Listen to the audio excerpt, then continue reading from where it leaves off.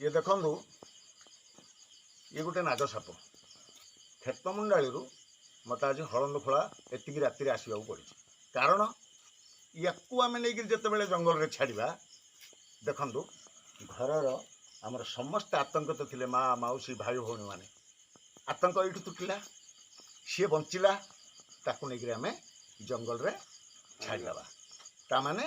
सी सुरक्षित आम सुरक्षित कि कथा एतिक ना आपण मानकर एतिकी राति मु आसिक जो ये जिनिसटा सहयोग कर बंचेवा सहयोग करवा कहीं अन्य जीवन गुड़ाक आमको सदाबले भल पाइबा पड़ो। ये दुनिया केवल आमर नुहे एटी प्रत्येक जीवन बंचार अधिकार अच्छी ईश्वर तांको सृष्टि करिसंती आमे सीए समस्ते बंचिबा एणु बंची बंचाइबा हसी हसैबा एइथुरु केही केबे भूलिबा नहीं बुझिपारे। तेणु जोठी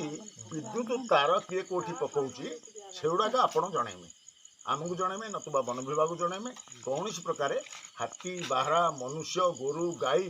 कहीं बंचबेनी से तार समस्त नष्ट हो आपन को लगिला से एति सचेतन करने या रक्षा करने मु क्षेत्रमुंडाड़ी एति राति